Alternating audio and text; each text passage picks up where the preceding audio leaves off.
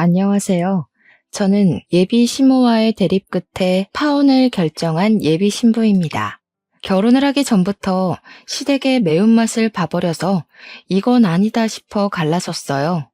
다들 파혼으로 끝낼 수 있어 천운이라고 했는데 저 또한 그렇게 생각하면서도 한편으로는 그런 사람들을 만날 수밖에 없었던 제 운명이 좀 싫기도 했었습니다. 물론 그래도 시간이 좀 흘렀던 얘기라서 지금은 티끌만큼의 속상함도 없어요. 오히려 그때의 일을 유쾌한 경험이었다 생각하고 얘기거리로 떠들고 있거든요. 결혼 근처까지 갔다 와본 제 경험을 생각보다 궁금해해주는 사람들이 많아요. 특히 주변의 여자 동료들이 제 이야기를 그렇게 흥미있어 하고 있답니다. 사연 사이트를 알게 된 것도 동료 중 한 명이 제 이야기 같은 사연자들 많다고 소개를 해줘서 찾게 되었어요. 그래서 몇 개 둘러봤는데 진짜로 저 같은 예비 신부들이 많더라고요. 상대적으로 제 사연이 싱겁게 느껴지는 이야기들도 있어서 좀 놀랐습니다. 같은 고민을 했다는 동질감에 위안을 받는 것 같으면서도 한편으로는 그만큼 사연자들을 괴롭힌 나쁜 사람들이 많다는 것에 속상하기도 했어요. 왜 그렇게 사람을 못 구워 삶아서 안달일까요? 제게 찾아온 나쁜 사람은 어떤 유형이었는지 지금부터 한번 떠벌려 보도록 하겠습니다. 재밌게 들어주세요. 저랑 예비 신랑은 결혼을 전제로 만나고 있던 사이였어요. 예비 신랑은 저와 9살 차이가 나는 사람이었는데요. 대학생과 조교 사이로 시작된 저희 관계는 제가 대학을 졸업하고도 계속 이어졌습니다. 다 예비 신랑의 적극적인 노력 덕분이었어요. 예비 신랑이 제 졸업식 때 프로포즈를 해줬거든요. 프로포즈 때문에 저희 관계가 더욱 돈독해진 건 맞지만 일단 저는 그 청혼에 대해 고민이 많았습니다. 결혼에 대해 잘 몰랐던 저는 그 청혼을 받아들이긴 했지만 급하게 결혼하고 싶지 않다고 예비 신랑한테 의사 표현을 확실히 했었어요. 제가 결혼을 고민했던 건 저희 집이 그리 막 넉넉한 것도 아니었고 예비 신랑 집도 넉넉한 게 아니었기에 서로 경제 활동에 좀 더 집중하고 나서 돈을 좀 모은 뒤에야 안정적인 여건으로 결혼을 하고 싶었기 때문입니다. 정말 준비된 게 아무것도 없었거든요. 제 의견에 예비 신랑이 좀 서운해하는 기색이 있었지만 제 뜻을 흔쾌히 따라주었어요. 저를 기특하게 봐주기도 했습니다. 예비 신랑의 지지하에 저는 대기업을 목표로 취업 준비를 했어요. 예비 신랑은 제게 손수 간식이랑 도시락까지 사주면서 외조를 해주었습니다. 그땐 행복했어요. 취업을 준비하면 심적으로 많이 피폐해진다는데 저는 예비 신랑 덕분에 의욕이 넘쳐났거든요. 그렇게 잘 지내던 저희 사이에도 한 번의 방지턱이 찾아왔었는데요. 원래 취업 준비 제대로 하려면 기본적으로 기간이 1년, 2년 정도는 걸리는데 취업 준비 기간이 자꾸 길어지니까 예비 신랑이 외조하는 게 지쳤는지 한날 제게 갑자기 속상한 소리를 하더라고요. 설마 나랑 결혼하기 싫어서 일부러 미루는 건 아니지? 이번까지 넘어가면 벌써 3년째야. 계속 이렇게 시간만 보내다가 나 40살 되겠어. 결혼은 30대에 하고 싶단 말이야. 우리 아빠가 결혼 엄청 기다리기도 하고 만약 나랑 결혼하기 싫은 거라면 그냥 솔직하게 말해줘. 무슨 그런 말을 해. 나도 얼른 취업해서 빨리 돈 벌고 싶어. 결혼 자금 모아서 빨리 결혼하고 싶은데 취업이 생각하는 만큼 잘 안 되는 걸 어떡해. 나 진짜 서운하다. 오빠는 내가 일부러 결혼 미룰 사람처럼 보였어? 불안해서 그러지. 나한텐 너밖에 없는데 네가 결혼을 안 해주면 난 더 시간이 없단 말이야. 혹시라도 네가 질린다고 나 떠날까 봐서. 아빠 요즘 몸도 안 좋은데 내가 결혼하는 거 보는 게 소원이라고 했거든. 예비 신랑은 이런 식으로 결혼을 못하게 될까 봐 불안감을 표출했던 적이 한두 번이 아닙니다. 저를 놓칠까 봐 불안하다고 하는데 제가 신뢰를 안 주는 사람도 아니거든요. 한눈 판 적 절대 없고 회식이 아니고선 사적인 술자리도 가진 적이 없어요. 회식도 예비 신랑한테 꼬박 알려주고 최대한 1차만 참석하고 빠져나왔습니다. 저는 휴대폰 잠금도 안 해요. 예비 신랑이 한 번씩 제 폰을 볼 때도 저는 찔릴 게 없으니까 선뜻 내버려 두기도 했습니다. 예비 신랑이 다른 부분에선 저를 믿어주는 것 같은데 유독 제 취업은 참 못 기다리더라고요. 물론 예비 시부가 몸이 안 좋아서 결혼을 빨리 하고 싶단 말을 하긴 했었어요. 근데 저는 결혼을 그런 식으로 준비도 없이 얼렁뚱땅 저지르고 싶진 않았습니다. 제가 취업하고 돈을 모으면 결혼한다고 했더니 예비 신랑이 그때부터 저보다 제 취업에 더 심혈을 기울이더라고요. 한참 사랑이 불타오를 때는 예비 신랑이 어떤 사람인지 알 겨를도 없이 좋기만 했거든요. 그러나 서로에게 익숙해지고 당연해지고 나서부터는 예비 신랑을 만나면 만날수록 불안한 게 참 많은 사람이구나라는 걸 느끼긴 했어요. 그리고 생각보다 현실적이고 부정적인 의사 표현도 많이 한다는 걸 점점 알게 되었습니다. 저보다 9살이나 많은 사람이다 보니까 저한테 알려주고 싶은 것도 많아 보였어요. 다들 이런 걸 꼰대라고 하더군요. 하지만 저는 이런 점까지 예비 신랑에게 고맙기만 했고 예비 신랑이 저를 사랑하는 마음만큼은 갈수록 적극적이고 솔직해서 예비 신랑의 단점 부분도 이해하려고 많이 노력했습니다. 그런데 취업 문제는 어쩔 수 없이 예민할 수밖에 없는 영역인데 예비 신랑이 자꾸 옆에서 한 소리씩 넣어주니까 그건 좀 스트레스로 오더라고요. 그래도 다 날 위해서 조언해주는 거라 생각해서 제가 필요한 잔소리만 걸러서 들었어요. 제 입장에서는 예비 신랑이 스트레스지만 예비 신랑 입장에서는 결혼을 늦추는 제가 골칫거리 아니겠습니까? 우리가 고작 이런 문제로 헤어질 만큼 얕은 사이도 아니고 그저 둘 다 예민한 시기이기 때문에 잠깐 권태기가 올랑말랑 하는 거라 생각했어요. 최대한 자비를 갖고 하루하루 지냈습니다. 그러던 어느 날 예비 신랑에게 고비가 닥쳐왔는데요. 예비 시부가 돌아가시면서 예비 신랑뿐만 아니라 예비 시댁 자체가 정말 많이 힘들었습니다. 특히나 제 마음을 좀 불편하게 만들었던 부분은 예비 신랑이 예비 시부가 살아계실 때 결혼하는 모습 보여주고 싶어 했다고 했잖아요. 제 고집 때문에 예비 신랑이 다시는 그 꿈을 이루지 못하게 되어서 제가 혼자 얼마나 죄책감을 느꼈는지 모릅니다. 그래서 더 예비 시부 영정사진 앞에서 고개를 들지 못했어요.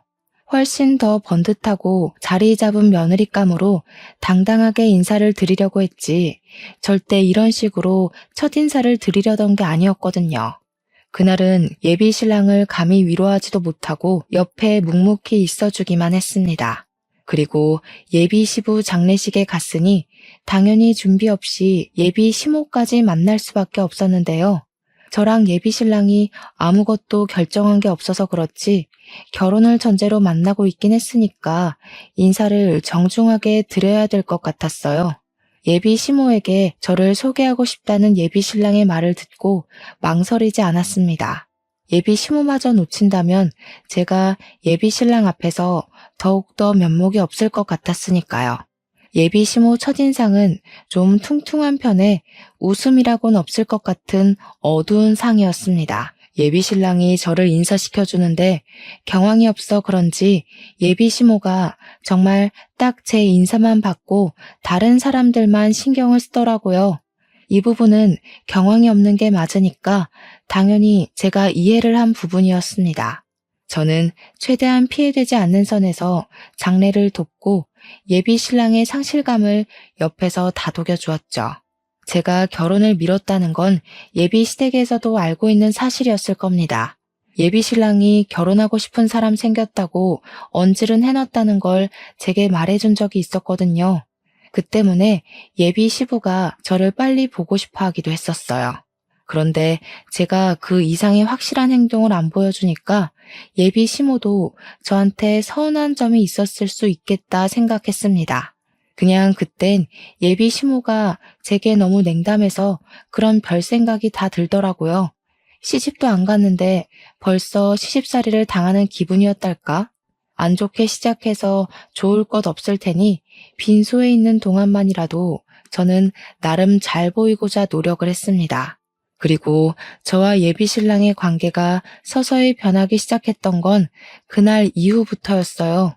예비 시부가 돌아가시고 홀로 있는 예비 시모가 걱정됐던 예비 신랑이 저와의 약속을 점차 줄이려는 게 눈에 보이더라고요. 물론 항상 저한테 양해는 구했습니다. 미안해. 아직은 엄마 혼자 못 둬서 오늘도 못 만날 것 같다. 네가 이해 좀 해줘.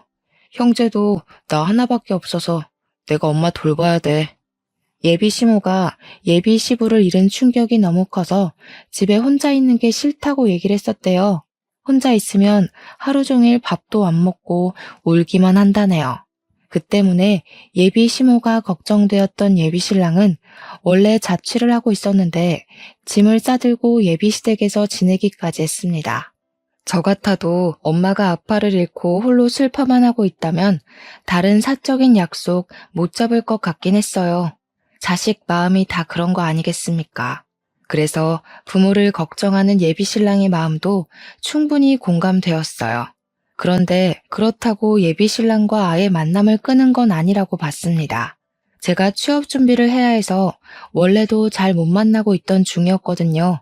그런 상황에서 더 못 만나게 되니까 아예 안 보는 것과 같더라고요. 우리가 결혼할 사이가 맞나 싶기도 했어요. 오히려 예비 신랑이 곁에서 완전히 사라진 것 같으니까 취업 준비도 더 안 되었어요. 자꾸만 저도 모르게 딴 생각을 하고 있더라고요. 당연히 좋아하는 사람이니까 걱정이 되잖아요. 근데 예비 신랑의 상황이 상황인지라 계속 만남을 고집할 수도 없고 조를 수는 더더욱 없어서 한없이 이해만 해주었는데요. 한 번씩 연락을 하면 예비 신랑은 늘 같은 말만 했어요. 예비 시모 얘기를 꺼내면서 출퇴근 말고는 시간을 내기가 곤란하다고 말이죠. 못 만나는 것도 걱정이었지만 더 신경 쓰였던 건 예비 신랑도 많이 우울하고 힘들어 보였다는 겁니다. 예비 시모야 당연히 반평생 함께한 배우자를 보냈으니 힘들겠죠. 근데 그건 자식도 마찬가지잖아요. 예비 신랑이 예비 시모만 보필하느라 정작 자기 슬픔은 감추고만 있는 것 같아서 안쓰러웠습니다. 그런데도 제가 할 수 있는 건 전화나 메신저로 위로하는 것밖엔 없었어요. 결혼할 사람이고 인연으로 묶일 집안이기는 하지만 냉정하게 말하자면 아직은 저랑 상관없는 집이기 때문에 저는 제 할 일이 우선이긴 했습니다. 그래서 예비 신랑에게 만나자는 말은 더더욱 안 하게 되었어요. 저희는 그렇게 2개월 정도 강제로 못 만났습니다. 예비 시부 돌아가시고 나서는 제가 항상 먼저 예비 신랑에게 연락을 했었는데 어느 날 웬일로 오래간만에 예비 신랑한테서 먼저 전화가 온 적이 있었어요. 당시에는 예비 신랑의 의도를 전혀 몰랐는데 지금 생각해보니 이때야말로 제가 사연을 쓰기 시작한 이유의 근원이기도 한 부분이네요. 요즘 통 연락이 없네. 나도 엄마가 더 안 좋아져서 연락 따로 못했어. 우리 얼굴 못 본 지도 오래됐다. 이러다가 결혼 못하게 될까봐 갑자기 걱정이야. 취업 준비는 잘 돼가? 집중하려고 노력 중이야. 어머님 더 안 좋아지셔서 어떡해? 오빠 혼자 보필하는 것도 많이 힘들겠다. 오빠 쉬지도 못하지? 일할 때는 또 어머님 혼자 두고 나가야 되니까 얼마나 불안하겠어. 도움이 못 돼줘서 미안해. 웬만하면 괜찮다고 말해주고 싶은데 진짜 힘들어서 차마 그 말은 못하겠다.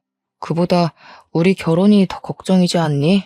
이대로면 그냥 자연스럽게 헤어질 것 같아서 내가 좀 생각을 해봤거든. 내가 따로 시간 내서 밖에는 못 나가니까 네가 우리 집에 오는 게 어때? 엄마는 방에서 꿈쩍 안 해서 불편한 건 없을 거야. 처음 예비 신랑의 제안을 들었을 땐 당황스러웠습니다. 예비 시모한테 인사를 정식으로 올리지도 못했고 장례식장 때 나타나는 바람에 도리어 이미지만 안 좋게 찍힌 것 같은데 예비 시댁으로 오라니요. 다른 것보다 예비 시모의 존재가 마음에 걸려서 선뜻 예비 신랑 말에 대답을 못했습니다. 그렇다가도 예비 신랑이 혼자서 많이 고생하는 게 느껴져서 마음이 쓰이긴 했어요. 또 예비 신랑 말도 일리가 있잖아요. 제가 가주지 않는 이상 결혼은커녕 이대로 헤어질 게 뻔해 보였는데 그때는 작별이란 거 염두에 두지 않았을 때거든요. 그래서 결국 제가 예비시댁으로 가는 걸 수긍했던 겁니다. 그때부터 저랑 예비신랑은 일주일에 한 번씩 예비시댁에서 만남을 가졌습니다. 예비시모는 여전히 상실감 때문에 상태가 많이 안 좋은 상황이었어요. 제가 인사를 드렸을 때도 그저 누워서 일어나질 않으시고 한숨만 쉬고 계셨습니다. 그래서 저는 더 비타민처럼 밝게 행동했어요. 첫 단추를 잘못 끼우긴 했지만 다시 올바르게 맞춰 끼울 수 있을 거라고 믿었습니다. 미련하게 왜 그랬냐고 눈초리를 받을 수 있다고 생각해요. 하지만 그때는 제가 그만큼 예비신랑을 좋아했었습니다. 저는 예비시모의 마음을 사기 위해서 일주일에 한 번씩 방문할 때마다 사력을 다했어요. 제 의지로 손수 요리도 하고 청소도 해주면서 예비시모의 살림 걱정이라도 덜어주려고 했습니다. 예비신랑 또한 저를 도와 같이 청소하고 빨래도 하면서 집안의 온기를 되살리기 위해 노력했어요. 그렇게 두세 달이 지날 때였어요. 제 덕분에 시간이 갈수록 예비시모와 예비신랑은 활기를 되찾았습니다. 예비시모도 방에서 나와 집안을 활보하기 시작했고 예비신랑도 말수랑 웃음이 많아졌어요. 제가 바랬던 모습이 바로 이런 모습이었기 때문에 제 입장에서는 그 둘의 변화를 기뻐해야 마땅한 일이었는데요. 하지만 막상 그 둘만 신경 쓰느라 저를 돌아보지 못했다는 걸 망각했어요. 생기를 찾은 예비시모와 예비신랑과는 반대로 저는 기력이 점점 쇠해갔다고 해야 될까요? 왜 그런 느낌 있잖아요.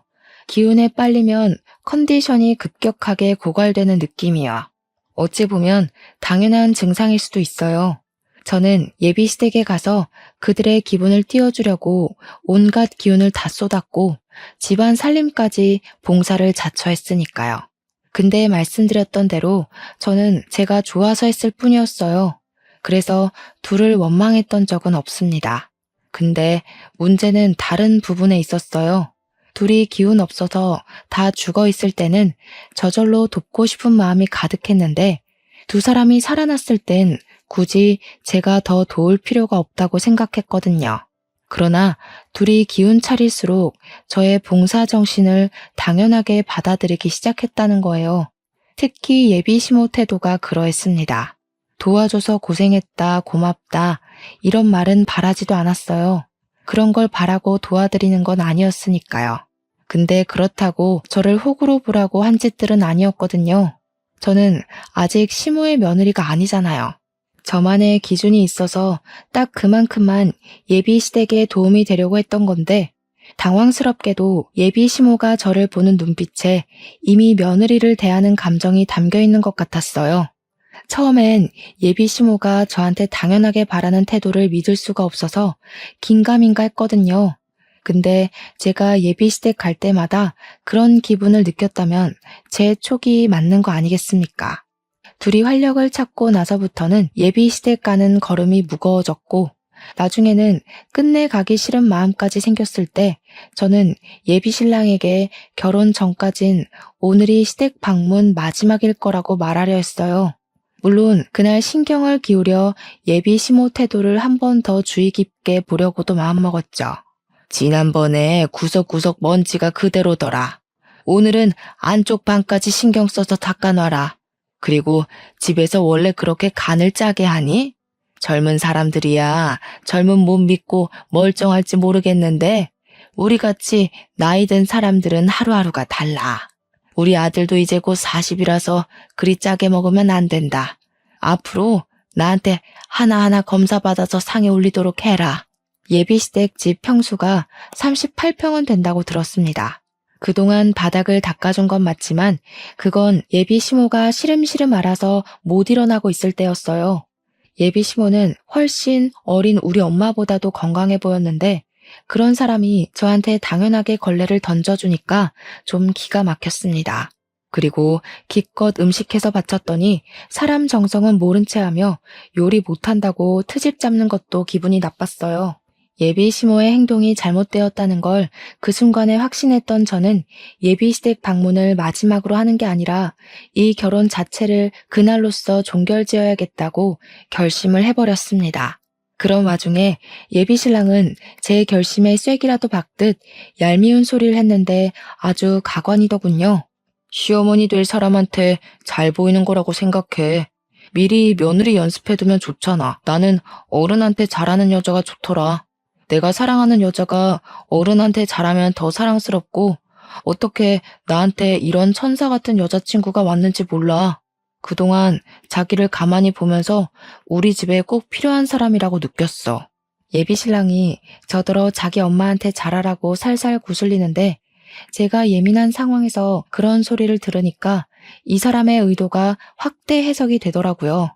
그동안은 예비 신랑이 좋아서 그저 맞춰주고 싶기만 했다면 그 뒤부터는 그저 자기 사용만 챙기려는 이기적인 사람으로 보였어요. 저는 신부 수업을 받으러 예비 시댁을 다녔던 게 아닙니다. 예비 신랑을 위로하고 싶었고 예비 신부가 될 사람으로서 배우자가 보고 싶었을 뿐이었고 예비 시모가 울적하게 괴로워하는 것이 속상해서 힘이 되어주고 싶었던 거라고요. 그런 저의 호의는 결코 노동이 아니었다는데 제 진심이 그들에게 잘못 전달이 된 것 같았습니다. 아니면 그들이 원래 남의 호의를 권리로 생각하는 못된 사람들이었겠죠. 어쨌든 제 입장에선 이런 관계는 건강하지 못하다고 봤어요. 분명히 말하지만 저는 도움 준 사람에게 호구라고 욕하면 안 된다고 봅니다. 명백히 잘못한 건 남의 호의를 쉽게 보는 상대방의 저급한 마인드인 거예요. 그래서 저는 호의 하나 구분 못하고 사람을 막 대하는 인간들과는 인연을 만들지 않기로 마음먹은 겁니다. 저는 예비 시모에게 받은 걸레를 바닥에 툭 던졌습니다. 그리고 손을 씻고 나와서 겉옷을 챙겼어요. 그리곤 제 행동을 알 수 없는 눈으로 보고 있는 예비 시모에게 똑똑히 말씀드렸어요. 어머니, 저 이 집 며느리로 들어온 거 아니고 오빠 여자친구로 놀러 온 거예요. 그동안 어머니랑 오빠가 기운 없어 보여서 베풀어 준 거지 이 집에 잡일하러 들락거린 거 아닙니다. 집안일 원래 다 어머니 일이잖아요. 보니까 두 손 두 발 멀쩡하시고 남일 간섭하는 것 보니 정신 상태도 멀쩡하신 것 같은데 제 일 아닌 걸 제가 계속할 순 없죠. 뭐야? 제 말하는 것 좀 봐라. 뭐가 어쩌고 어째? 어차피 우리 아들이랑 결혼할 거라면서 시엠이 될 사람한테 벌써부터 대들기나 하고 나중에 할 일 지금 연습하는 건데 이런 것도 못 견뎌서 어디 우리 아들 모실 그릇이나 되겠니? 모셔요? 저는 오빠랑 결혼을 하려고 한 거지 종살이 하려고 만난 거 아닌데요. 오빠는 아내가 아니라 집사가 필요한 거였어요? 그렇다면 더 이 결혼 안 해야겠네요. 이렇게 개고생해서 연습해봤자 뭘 얻는데요. 어머님이랑 저 남자요? 노동에 대한 대가가 겨우 그 정도라면 제가 이런 무모한 짓을 할 필요가 없죠. 그냥 결혼 포기할게요. 저 건방진 애를 봤나? 지질이 일도 못하는 거 몇 날 며칠을 받아주면서 넘어갔더니 뭐라고? 취직도 못하는 백수 주제에 뭘 믿고 목소리를 높여? 너 같은 게 우리 아들처럼 수준 높은 남자를 만날 수 있을 것 같아? 아무짝에 쓸모가 없으면 집안일이라도 잘할 줄 알아야지. 쪽팔려서 누가 백수를 며느리로 받아주겠어? 역시 예비 시모는 저를 이미 며느리로 보고 있었던 것 같았어요. 저 방금 예비 시모 말에 잠깐 반항을 했을 뿐인데 어마무시한 질타를 받지 않았습니까?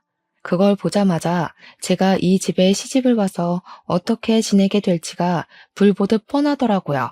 한시라도 빨리 그 집을 벗어나기 위해서 저는 말싸움을 포기하고 그냥 예비 시모를 무시해버렸습니다.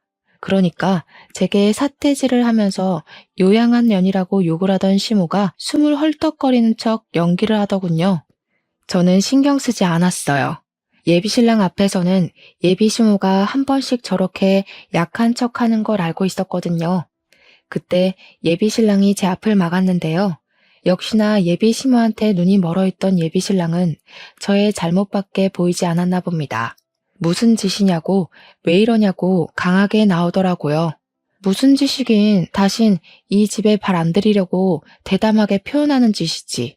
막상 오빠랑 결혼놀이 비슷한 걸 해보니까 이 집에 들어왔다간 나만 산송장 될 것 같아서 결혼 안 하려고. 미리 체험해보길 잘했다. 몰랐으면 감정은 상할 대로 상하고 이혼녀 되고 죽을 때까지 아픈 손가락으로 남았을 텐데. 무슨 소리라는 거야? 지금 우리 엄마 때문에 산송장 될 것 같다고 하소연하는 거냐? 우리 엄마 아빠 보낸 지 겨우 3달 됐어. 사지 멀쩡하다고 정신까지 멀쩡하겠어? 어떻게 아픈 사람을 이런 식으로 대할 수가 있어?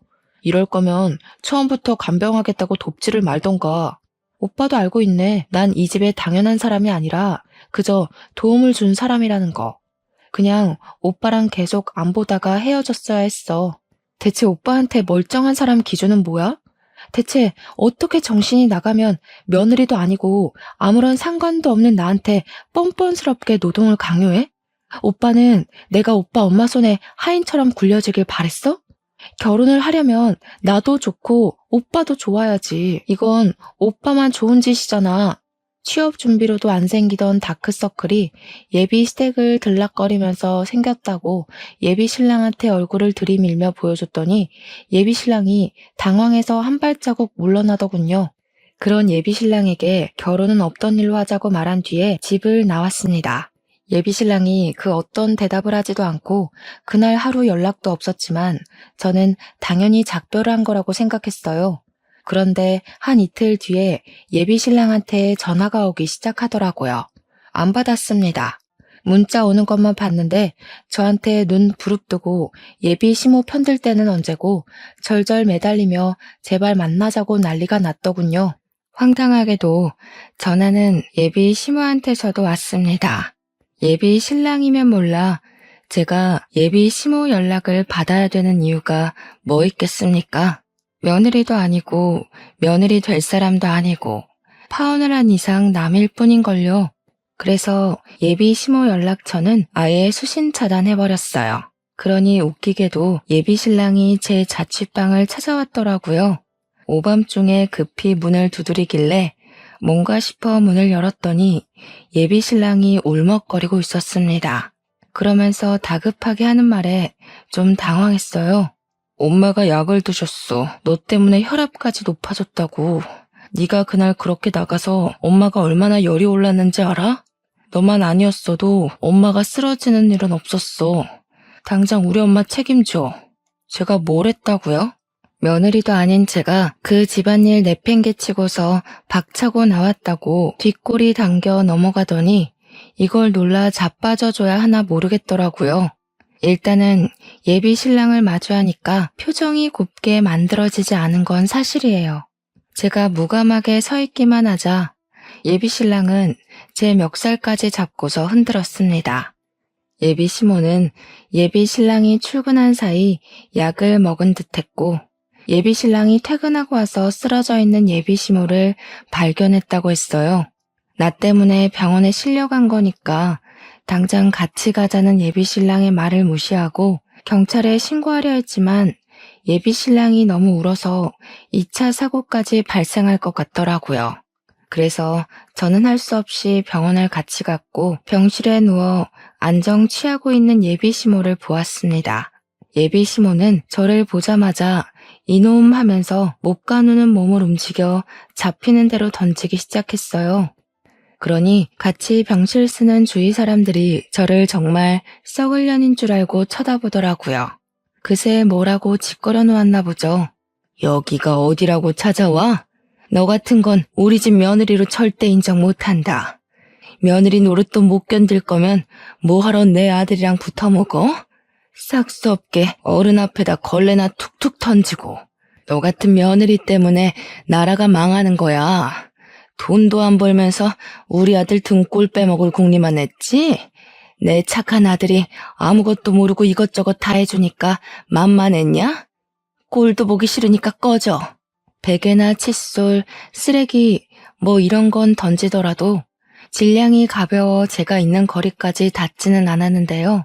물이 반쯤 든 물통은 힘을 제대로 받아서 제 얼굴까지 날아왔습니다. 눈을 정통으로 맞았더니 그제야 예비 신랑이 예비 시모를 말리면서 저더러 일단 밖에 나가 있으라고 소리를 치더라고요. 어처구니 없었고 화가 치밀어 올랐지만 다른 환자들이랑 보호자들 생각해서 일단 밖으로 나갔어요. 눈 주위가 따끔거려 휴대폰으로 확인했더니 피부가 살짝 찢어진 걸 발견할 수 있었습니다.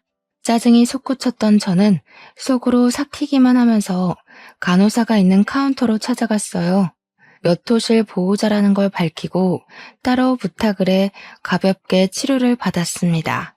그때 저를 치료해준 간호사가 무슨 일 있는 거냐고 묻더라고요. 이미 간호사들도 난동의 주인공이 예비 시모라는 걸 알고 있었는데 그 내막까지는 차마 몰라서 궁금해하고 있었습니다. 저는 숨길 거 없다고 생각했어요. 어차피 더 이상 저랑 관련 없는 사람들이고 제가 잘못한 건 더더욱 없었기에 남의 귀로 제 이야기가 들어가는 것에 거리낌이 없는 상태였어요. 그래서 제 상황과 제 입장을 따로 설명 주었습니다. 그랬더니 주위에 있던 다른 간호사들까지 다들 미래 며느리 될 사람들이다 보니까 대동단결해서 같이 화를 내주더라고요. 그러면서 제게 슬쩍 말해주는 사실이 하나 있었는데 지금 생각해도 이 사실은 창피하고 웃긴 일이라고 봐요. 간호사가 하는 말이 예비시모가 약을 먹고 실려왔다고 진단이 되어 있다는데 그게 다 뻥이라고 하더라고요. 약 먹고 의식을 잃은 환자들은 특히나 시간이 더 금이고 위세척만 하면 살릴 수 있기 때문에 병원에서 난리가 났었다는데요. 정작 수술을 진행하러 들어갔더니 예비 시모 위가 너무 깨끗한 데다가 맥박은 물론 혈압까지 정상 수치라서 김이 팍 샜었다고 합니다. 수면 마취만 하고 잠만 자고 일어난 거래요. 의사가 예비 시모더러 그만 퇴원해도 된다고 했는데 예비 시모가 계속 약 먹고 정신 잃었었다고 끝도 없이 고집 부려서 병실에 있는 거라고 했습니다. 제가 치료받으러 찾아오기 전까지만 해도 간호사들끼리 이미 예비 시모 험담을 몰래 하고 있었다더라고요. 그렇다고 환자인 예비 시모에게 공직자들이 뭘 할 수 있는 건 아니었고 대신 다른 병실에 양해를 구해줄 테니 잠깐의 소란은 피울 수 있도록 허락해 준다고는 했습니다. 저는 딱히 소란 피울 생각은 없었지만 간호사들이 용기와 기회를 주니까 잠시 가라앉던 분노가 다시 솟구치더라고요. 그래서 다시 병실을 돌아갔고 예비 시모 침대 쪽에만 커튼이 쳐져 있는 걸 보았습니다. 아까까지만 해도 제게 욕을 할 것처럼 쳐다보던 주위 환자와 보호자들의 눈빛이 좀 달랐는데요. 일단은 저를 향한 태도가 유순해졌다는 것이 느껴졌어요. 그 이유는 제가 커튼 가까이 다가가고 나서 눈치챌 수 있었습니다. 커튼 안에서 예비 시모와 예비 신랑이 수상하게 속닥거리는 대화가 들리더라고요. 엄마, 자꾸 이러면 젊은 애 못 들여와. 내 나이 곧 40이야. 그나마 9살 차이인 제가 제일 젊은 며느리일 거라고. 무슨 말인지 모르겠어? 나중에 엄마 늙으면 며느리도 같이 늙을 건데. 골골대는 며느리가 엄마 보필이나 제대로 할 것 같아? 지금 엄마 봐줄 젊은 사람으론 제가 딱이라니까. 조금만 맞춰줘봐, 응? 취업을 해야 결혼한다고 했다면서. 취업 못하는 게 아니라 일부러 안 하고 있는 거 아닌지 제대로 확인해봐. 요즘 젊은 아가씨들은 자기 손해 안 보고 남편 돈만 받으면서 속 편하게 살려고 한다던데. 걔도 너 이용하는 걸 수도 있어. 그런데 내가 그 여시 같은 꼴을 그냥 지켜보라고? 엄마 제발, 그건 나중에 진짜 며느리 돼서 잡으면 되잖아. 일단은 쟤를 우리 집에 들이는 게 더 중요한 거라니까. 이팔 청춘 아가씨가 어디 구하기 쉬운 줄 알아? 내 나이면 어디 하나는 골병난 아줌마거나 말 많은 아줌마들밖에 못 데려와. 나도 늙고 며느리도 늙으면 누가 엄마 보필하겠어? 결혼하면 엄마가 며느리를 구워 삼든 말든 내가 간섭 안 할게. 듣자 하니 예비 신랑이 제게 접근했던 건 다 자기 부모님을 모실 체력 좋은 며느리가 필요했기 때문이었어요. 예비 시부는 돌아가셔서 어쩔 수 없는 거였고 예비 시모만큼은 힘 많고 체력 좋은 며느리를 붙여서 요양시키려고 했던 것 같았습니다. 그래서 정식 인사도 안 드린 저를 벌써부터 며느리 교육하려고 고나리질 했나 봐요. 커튼 앞에서 정확한 진상을 듣는데 얼마나 기가 막혔는지 모릅니다. 그동안 내가 누구를 사랑했는지, 뭘 보고 사랑했는지가 기억도 안 나더군요. 이미 예비 신랑에게 실망한 채였지만 그래도 좋았던 추억 정도는 마음 한구석에 남겨두었었는데 그날로써 저는 그를 완벽하게 끊어낼 명분이 생긴 셈이었어요. 오히려 깔끔하게 침뱉어주고 돌아설 수 있어 다행이라 생각했습니다. 그때 제 어깨를 톡톡 두들긴 사람이 있었는데 돌아보니까 같이 병실을 쓰고 있는 보호자들이더라고요. 다들 누군가의 시어머니 뻘 되는 연세들이었지만 한편으론 누군가의 며느리이기도 했던 아줌마들은 시모 입장보단 며느리 입장을 더 공감해주는 것 같았어요. 제게 물통을 하나씩 건네준 이유도 본인들이 며느리로 지내면서 받았던 서름을 그렇게 표현하는 것 같았습니다. 그러면서 그분들 하는 말이 결혼하기도 전에 빵점인 저런 시댁은 거들떠도 보면 안 된다고 냉수 먹고 속 차리게 찬물을 시원하게 뿌려주라 독려하더군요. 친히 뚜껑까지 따주는 친절함을 보이길래 그때 독특하고 따뜻한 동질감을 느꼈어요. 세상 며느리들은 말 안 해도 한편이라더니 그게 이런 기분이구나 싶어 든든했습니다. 저는 더 이상 주저하지 않고 바로 커튼을 열었어요. 깜짝 놀라는 두 연놈의 얼굴을 똑바로 마주했습니다. 꼭 이렇게 사서 욕먹는 사람들이 있다니깐. 여기 사람들이 당신들 냉수 먹고 정신 좀 차리라고 선물 주더라고요. 속부터 썩어 빠진 사람들이 겨우 냉수 한 바가지로 정신 차릴지는 모르겠는데 그쪽들이 쪽팔린 짓 하고 있단 건 알았으면 해서요. 저는 그대로 생수 하나랑 토마토 주스 하나를 나란히 들고 예비 시모 얼굴에 쳐 뿌려줬습니다. 그리고 제게 대들려는 예비 신랑 얼굴에 그 페트병 2개를 연달아 던져버렸어요. 페트병이 예비 신랑 치아에 부딪혀 튕겨 나가더군요. 입을 감싸막던 예비 신랑이 저를 죽일 듯 노렸습니다. 그 와중에 예비 시모는 손을 벌벌 떨면서 비명을 막 지르더라고요. 나 그쪽 집안에 기어들어갈 생각 추호도 없거든요. 김칫국 좀 그만 마셔요. 그리고 요즘 젊은 사람들 똑똑해서 노망난 할망구한테 내 몸 바칠 사람 잘 없어요. 먼저 가신 남편분이 그렇게 그리우면 진짜 약 먹고 따라가 보지 그러셨어요. 약 먹은 척 쇼해서 진짜 아픈 분들은 들어오지도 못하게 자리 차지하지 마시고요. 약 먹고 쇼하는 거라는 사실이 밝히니 병실안은 이제 대놓고 예비 시모와 예비 신랑을 향해 쌍심지를 켜기 시작했어요. 아깐 잘 몰라서 저를 보는 눈이 많이 사나웠는데 이젠 그 눈들이 제 뒤를 든든하게 살려주고 있었습니다. 그때 예비 신랑이 화나서 저를 강제로 끌고 나가려고 했어요. 그러자 놀랍게도 다른 보호자들이 나서서 예비 신랑에게 달려들었고 손버릇까지 더러운 놈이라 욕하며 예비 신랑 등짝을 뚝까 패기 시작했습니다.